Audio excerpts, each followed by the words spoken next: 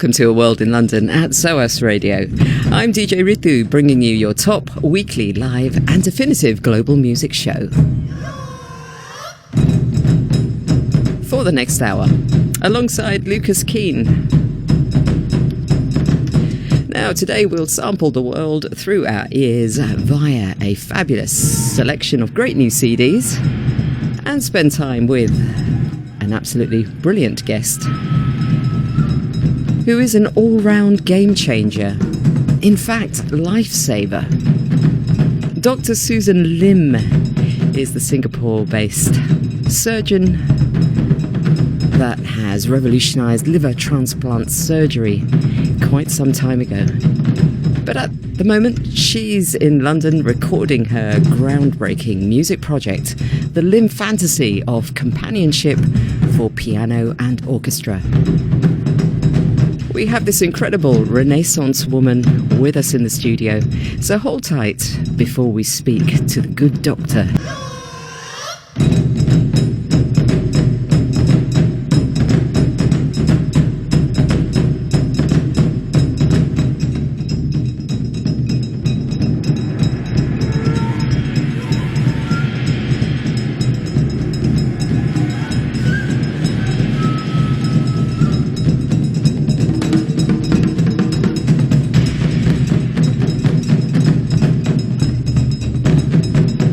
So our distinguished guest on this World in London, Dr Susan Lim, is coming up on the microphone very shortly.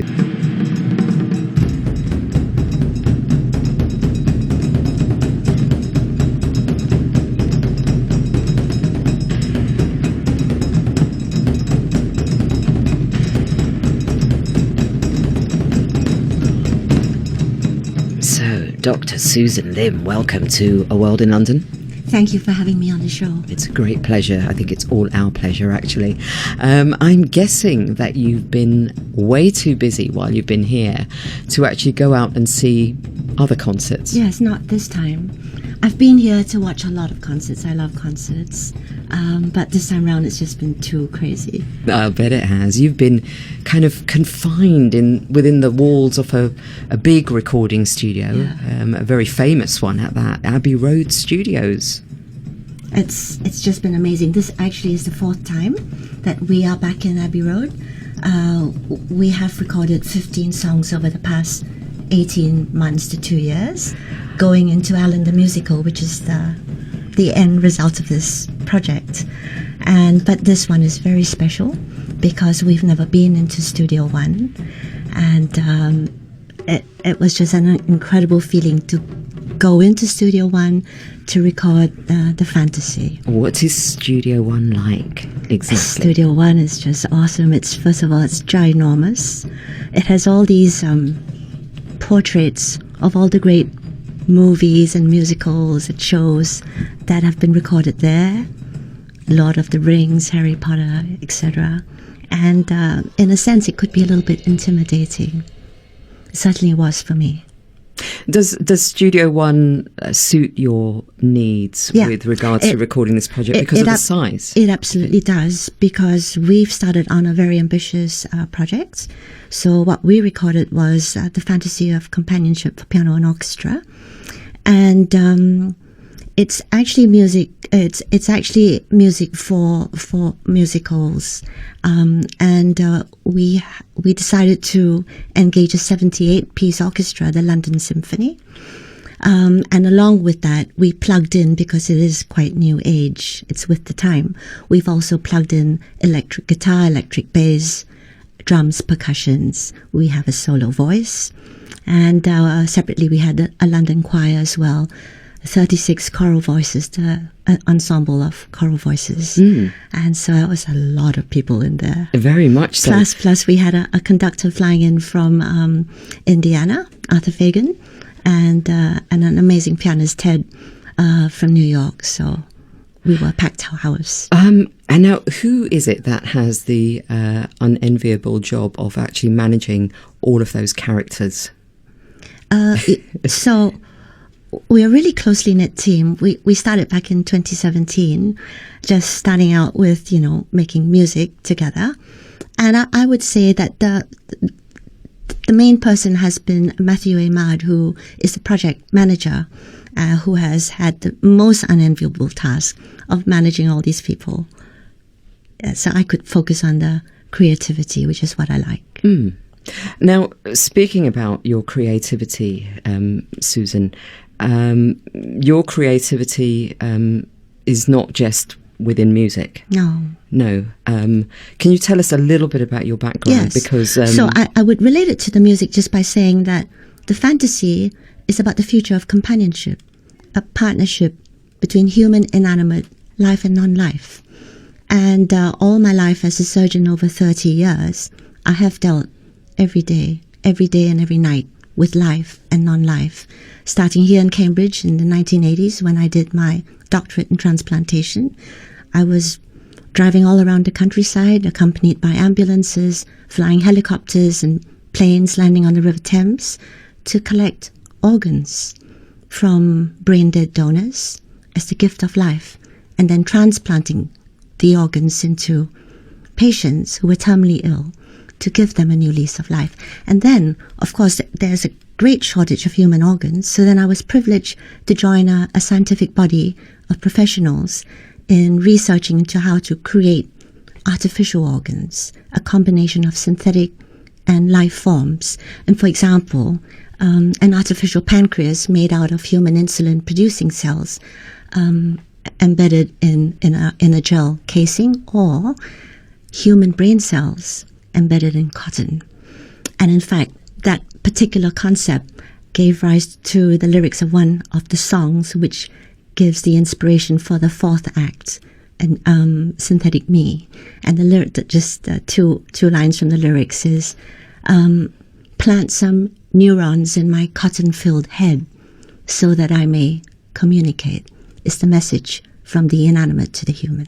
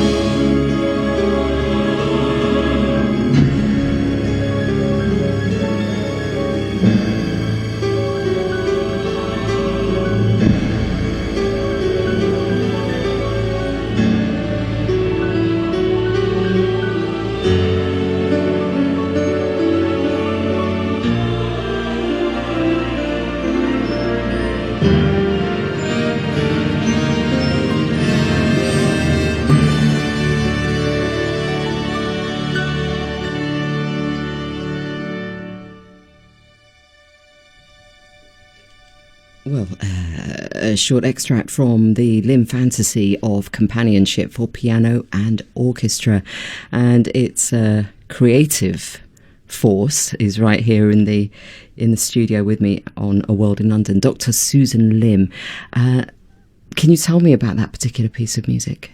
So that's the overture leading to the Fantasy of Companionship. Mm-hmm. Yes, it's beautiful. It starts in the jungles of Tanzania. It sets the scene: a rising sun and an inanimate running free and running wild. Subsequently, of course, it loses its life, and its soul gets sent up to the skies to be embedded in a plush inanimate. And that is the start of the story. I mean, you've said that this whole production is a musical. Yes. So there is a visual aspect. There is a visual. In fact, the musical's had a stage reading already. The stage reading was at UCLA University of California, Los Angeles in just April of this year. We were terribly inspired by the musical, and of course the next step is a big hurdle because we'll need to find a producer and take it onto the stage. But in the meantime, because sometimes it is perceived that it's about an inanimate and a stuffed toy and giving life to it, that could it be a kids musical? It is not. It's about the future of companionship. It's about serious issues, life and non-life. And for that very reason, I decided that we must create a fantasy. We must create a piece that would draw the attention not just of children, but of adults as well. Because I feel that at this point in time, the new disruptive sciences I'm talking about will change society forever, will change the human race, will not be the same as we are now, decades from today. And so what is life and what is not life is a domain of science that no longer belongs to my profession. It's a global conversation that needs to bring everyone into the fold.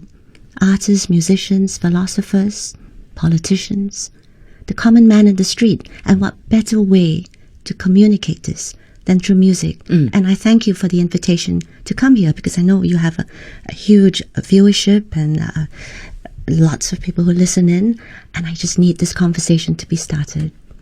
Well, it sounds as though you very much have started the conversation. Can you take me back to the roots of the Lim Fantasy, because it's derived from the ALAN musical. Yes. Alan. That's you see, right. When I read that, I see Alan. Can you tell me what ALAN It's actually stands for? It's the name of the inanimate. So very, very briefly, the inanimate has a soul. And the soul it derived from a baby lion that was shot in the jungles of Tanzania. And baby life goes through life with a student, a medical student, and it witnesses the new science and the new technologies. It craves it. It asks for synthetic DNA to rewrite its genetic code. And in fact, the music of the fantasy is embedded with the DNA code of the inanimate, spelled out by any combination of 4 alphabets, A, B, G, and C. And the combination of those alphabets, when strung together, form the genetic code, the code of life, which musically is expressed as melodies and harmonies. And if we look back to the 18th century, it's a little bit like Johann Sebastian Bach, because his name, B-A-C-H, is spelled out as a motif in the music. The H, of course, being substituted in German nomenclature by B-A-C-H is actually B flat. So, B neutral. So, that concept's not new. But our music is embedded throughout each and every act and culminates in the final act, bars 60 and 61, in a beautiful cadenza where the genetic code is spelled out right through as a harmony. It's beautiful. Now, Susan, your average composer would probably freak if she was asked to just write in a bit of DNA code into the piece, right? Yes. And the composer you've used to create this whole production is Manu Martin. Yes, a very young French composer, quite brilliant. Chosen for me by actually Matthew Ahmad, who is the project director. But I've known Manu, working with him through the music, the 15 Alan songs. And the thing about Manu, he's a very sensual, a very sensitive man. And between Manu and I, because we're geographies apart. You're in Singapore. We've not had face-to-face contact. But Manu comes from where? From Bordeaux. But we've been able to communicate what I wanted express into the music of the fantasy. And I think it's brilliant. I did not tell him to write the genetic code in, but I think it just appeared. And I think that is the beauty of the fantasy. It's there.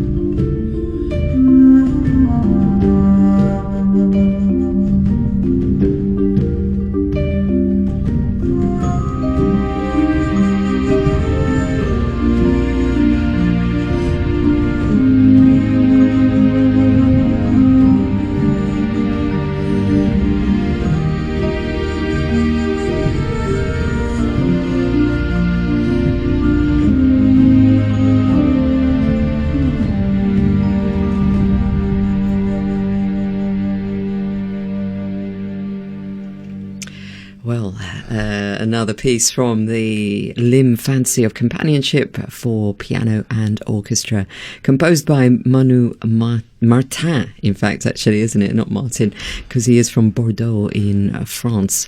And we have a Singapore surgeon, robotics expert, stem cell research expert. She does so many things. Dr. Susan Lim. She's here on A World in London with DJ Ritu and Lucas Keane at SOAS Radio. The piece of music that we just heard, Susan, can you tell us a little bit more about it? It belongs to the last act, Act 6. It's the final act is transcendent because the inanimate takes one final brief look back at the law of the jungle, and you can make out through the ethnic sounds that it is the jungle. One last look, and then it finds its voice, and it's a solo voice that comes in. It finds its voice, and it pleads quantum entanglement because it wants its soul to be entangled with a human forever. And then it takes a leap of faith, one giant leap forward, and it does get entangled. Teleportation happens, and that is the culmination of the musical and the fantasy. Can I ask you how much of this is really just fantasy and how much... Because you've already said that our lives are going to change beyond all recognition soon. Yes. In a decade? It is changing as we speak. We do have cyborgs on the streets. It's changing as we speak. We do have inanimate companions already. We have robot caregivers. For me, I've always operated with a robot. I believe that the partnership of man and machine gives rise to a result better than either could do alone. So since robotics came on in 1990, I have always operated, particularly for complex surgeries, with a robot. Wow. That's been my companion. Wow. Yeah. Would you trust a robot more than another human being who is fallible? Who might be, tired from the night before? Yes, you bring a good point up, because the benefit of robotics is that there is absolute filtration of tremor. So you might have the best surgeon with the best knowledge, but if he or she has a tremor, then that operation fails. So with robotics, there's filtration of tremor. There is, if you're getting into tight spaces, there is 7 degrees of freedom of movement of the robotic arm, which the human hand has only 4. And then this motion scaling, so a big movement is scaled down much smaller. And then, of course, in terms of visualization, the operative field is magnified 10 times and is in 3D. So how can you trade that for another human? Yeah, you make these robots sound pretty well, something that we all want. But that the interesting thing is that now robots pervade society. We do know there's a humanoid robot that was conferred citizenship of a kingdom, Sophia, and there are robot conductors for orchestras. I'm busy myself trying to engage one, but so far no luck. But I'm still looking. And there are robot caregivers in society, which brings me back to the topic of loneliness, because I think this is the biggest public threat facing us today. And the reason we're here, I think that the UK has been so forward-looking in setting up a ministry for loneliness. And that's really no joke. Have we got a ministry for loneliness in the... Yes. Really? I was blown away. You have a ministry for loneliness. And what was the name of the minister that was shot? Over here? Yes. I think that's right. She did... say the name again. Was it Jo Cox? Yes, Jo Cox.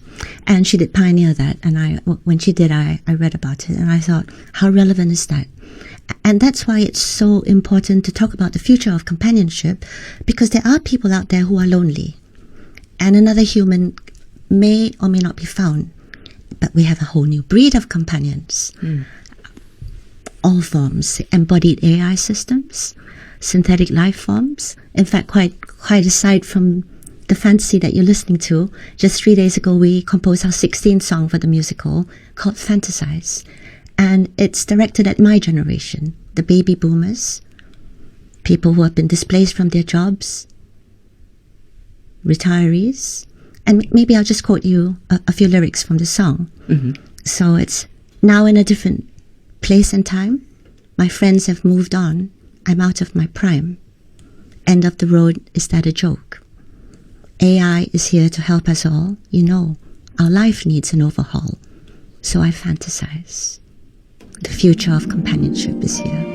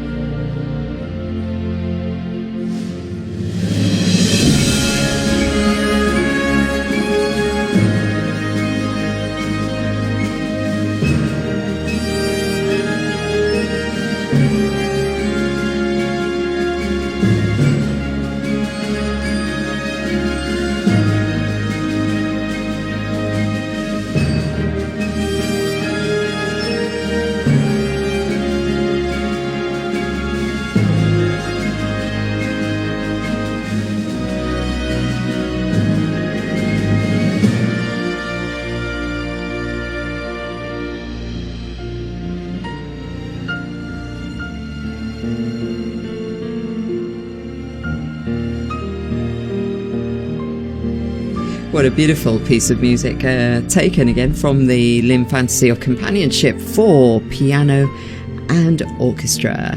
Dr Susan Lim, the creative director, is here on Award in London with myself, DJ Ritu, and Lucas Keane at SOAS Radio. That particular piece of music, tell me, Susan, anything about it? You're still running the Origins. Yes, we're still in Act 1, and we're running Origins, and now we have a little bit of contemplation. If you might have made out, maybe a little bit of melancholy, because the soul is now entrapped in a plush inanimate, in some cotton, because there's this toy factory in Tanzania. And the soul and the inanimate realize that that's it, that's their new life, from wild to captive. But there's acceptance, because that's fate. And so this particular piece is meant to communicate that. And communicate it does very well. I mean, I know that you see this project as a musical, but then presumably you see it. Do you only see it on stage, or do you see it as in the cinema? I always did think about it on stage until the fantasy was composed, and I listened to it like all through working on the fantasy. I listened to it twice, 3 times a day, and as I shut my eyes, the entire musical unfolds before me, because the fantasy tells that story in 6 acts. It tells the story, the entire musical. But yes, it'd be wonderful to see it as I've started to make animation clips of each of the 15 songs, amateur versions. And one day, perhaps, I'd love to see it on the big screen. On the big screen, yeah. Well, now's a good time of year as well, with Christmas approaching. I could see this sort of working quite nicely, out there with Frozen and Frozen 2 even. Some of the other great movies that are coming up. When you talk about the inanimates and when you talk about robots, my brain goes to 2 different areas. With the word inanimate, I think of Philip Pullman stories and the daemons that people have on their shoulders, and it's like the kids who have these, they're never ever lonely because they've always got this companion with them that they that's right. And it looks a bit like a ferret, I think. I don't know. But that's so that's it. I think of cute furry animals when I think of inanimates, but then other people might think of a chair, or they might think of a table, or because that's an inanimate object. Yes. And then when I think of robots, because I'm wondering how many people are having conversations about robotics outside of the medical profession and outside of Singapore, possibly as well. Yes. When we're discussing robots here in this country, some of the recent discussion that's taken place has really been about. It's been quite controversial, and it's been about. It's been sensational about sex robots, for example, and about what role those will fulfill in people's lives who are lonely, have difficulty forming relationships, or you can guess the rest. I mean, what are your perspectives on? Do you don't think the way I do when you think of inanimate, or when you think of robotic? Do you? When I speak about inanimates, it's anything that doesn't have life. And if we just go back to the doors of Abbey Road, and over the 2 years that I've been there, and this past session over the last 2 weeks, when I watch every musician walk in with his or her instrument, it's a partnership of human and inanimate. And you know what? I have so much admiration for musicians, including yourself, because you have this extrasensory perception, this ability to communicate with an inanimate, and the forces that the human and the inanimate instrument together produce a sound, then gets communicated to the world as a message. And I think that's beautiful. And what AI is doing today, because not all of artificial intelligence, not all of us have the sixth sense, but now AI is leveling the playing field. It levels the playing field because, in a sense, it gives us this extrasensory perception, and it enables us then it elevates us such that we are empowered through the gadgets that we have, through the companions that we choose to take with us. And yes, I agree with you.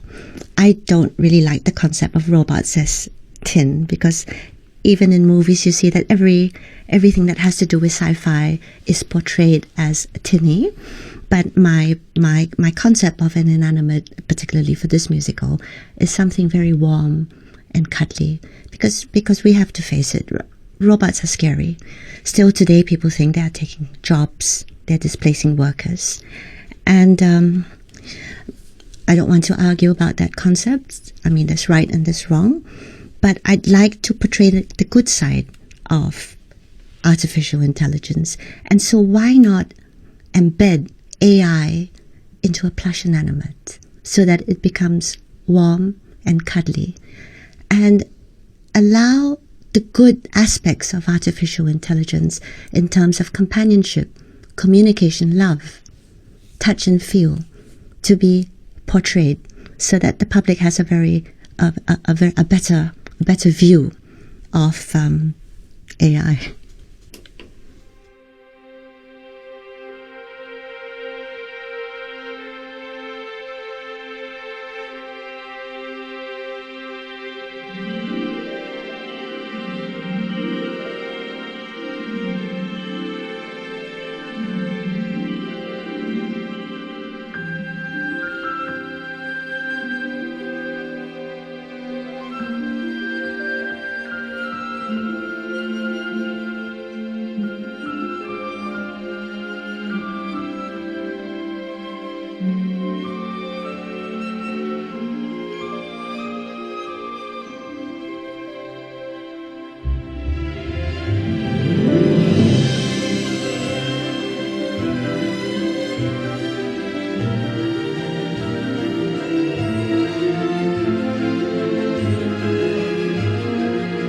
So we're listening to the Lim Fantasy of Companionship for Piano and Orchestra, which is a work in progress. It's being recorded at Abbey Road Studios right now, and its creative force, Dr Susan Lim, is here with myself, DJ Ritu, and Lucas Keane on A World in London at SOAS Radio. Susan, I have to ask you, when I think of surgeons, which was your original career, I'm presuming you still. No, I retired. Oh, you have retired. Yes, I have okay, retired, so you don't have the You've left the robots I've to left do the it on their own. Right. Okay, but when I think of surgeons, including surgeons that I know actually, because coming from the South Asian community, a lot of my friends, a lot of my peers became surgeons or GPs, or pretty much almost all of them went into the medical profession. I'm sure it's probably the same for a lot of people that you grew up with, there's almost this kind of cold, clinical, slightly cut off thing that I don't know. Maybe it's about shields, because a lot of those people are dealing with life and they're dealing with death, and they have to develop quite a thick skin, I think. And then there's the scientific brain, which again, for me as an artist, I sort of see the scientific brain as being cold and clinical and kind of not cuddly. And when I sit here with you and listen to you talk, I mean, you seem to be the most compassionate and cuddly person on the planet. And also, you've decided to translate a lot of what you want for the future, which is about caring about loneliness and companionship, and how people interact with each other, humans interact with each other, and doing all of that through music. And so you buck the trend is really what I'm trying to say. I never thought that I would see so much similarity between musicians and surgeons, because like you say, 30 years in a field that's pretty isolated, because doing complex surgeries for long hours, practically 12, 15 hours a day, I'm buried in the operating room. So the time that I spent in Abbey Road, and particularly over these last 8 months with the solo pianist Tedd Joselson, I studied him, and I noticed a lot of similarities between a solo pianist and a surgeon. Foremost, the absolute diligence of practice and concentration, and then the deftness of the fingers and the precision at execution. But most important, both of us are soloists, but we're entirely dependent on a team. Him an orchestra, and me a surgical team for successful execution of the task. So I felt, in a sense, liberated, because I found finally that, there was a lot of similarity between me and the musicians. We're kind of like your blood sisters and brothers, really.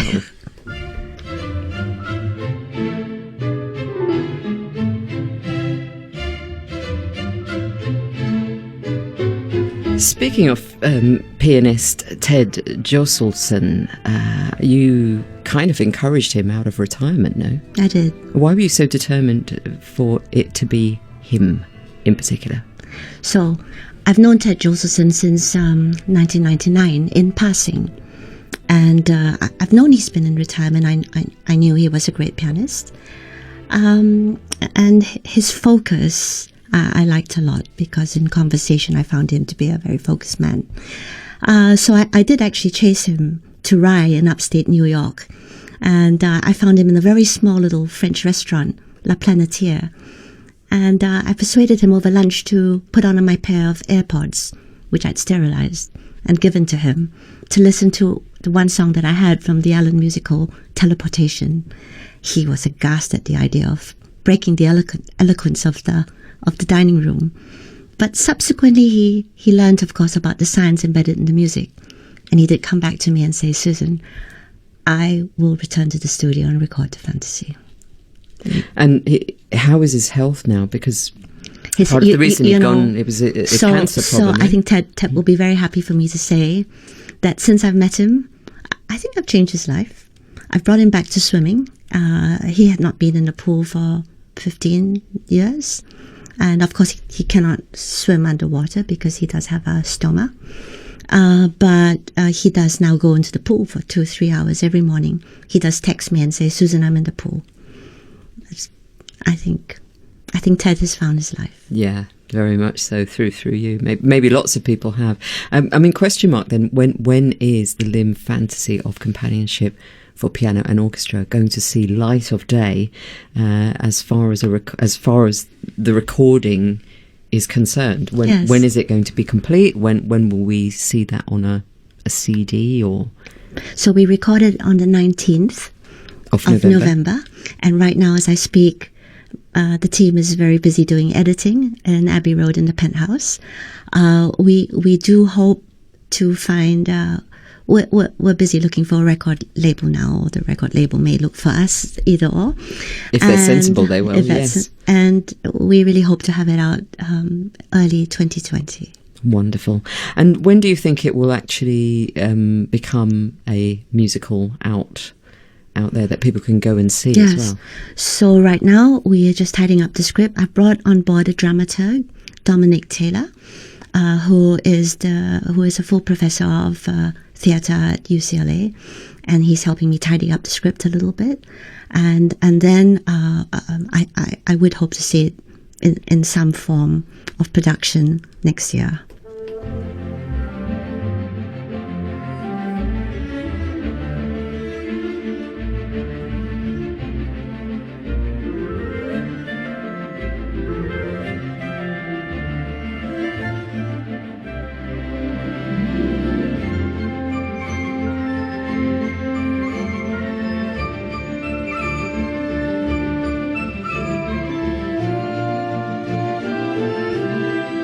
So, Dr. Susan Lim, we're going to play out with this piece from the Lim Fantasy of Companionship for Piano and Orchestra. What can you tell us about it? So, this song is has drawn inspiration from the original song Companion Friend, composed by Matthew Ahmad. And the thing about it is it's a dedication from a human to an inanimate. The human regarding the inanimate as its companion. It's beautiful. Well, Dr. Susan Lim, from us to you, every moment of our interview with you has been beautiful.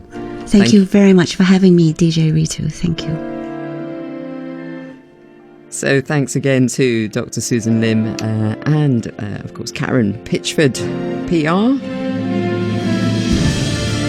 The World in London team, Lucas Keane on this occasion, and the SOAS Radio crew as well. You for listening. Take good care. Do join us for our next programme later today, 6:30 p.m. over on Resonance 104.4 FM. We'll speak to you soon. Namaste from me, DJ Ritu.